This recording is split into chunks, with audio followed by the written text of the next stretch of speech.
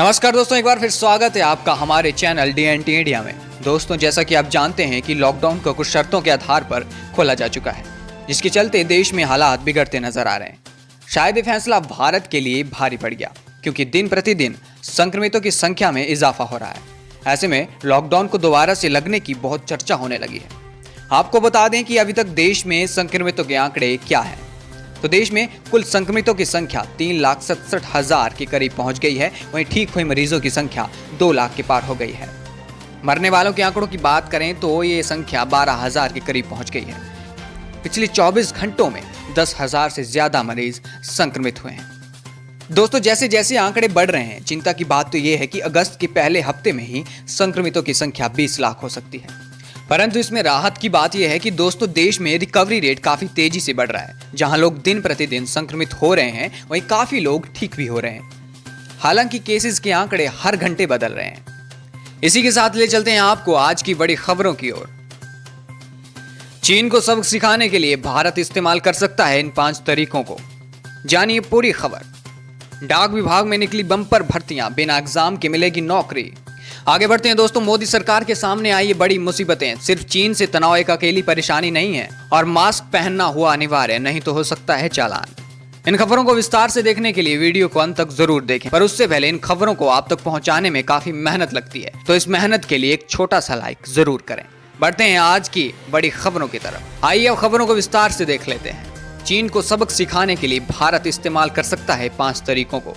दोस्तों, ये 2020 का न्यू इंडिया है, जो हर वार पर जबरदस्त पलटवार करता है। न्यू इंडिया का संकल्प है कि अगर छेड़ोगे तो छोड़ेंगे नहीं। डोकलाम से लेकर गलवान घाटी तक चीन को इसका सबूत मिल चुका है।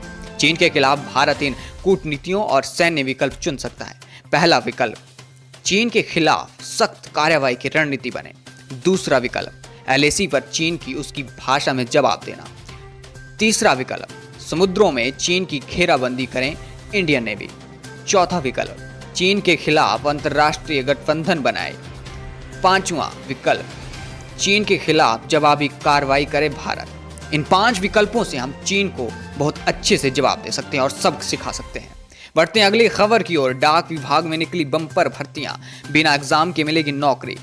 भारतीय डाक विभाग ने हजारों पदों पर बम्पर वैकेंसियां निकाली हैं। इस भर्ती के तहत Haryana postal circle, Madhya Pradesh postal circle और उत्तराखंड पोस्टल सर्कल में 4100 से ज्यादा पदों पर नियुक्ति की जाएगी।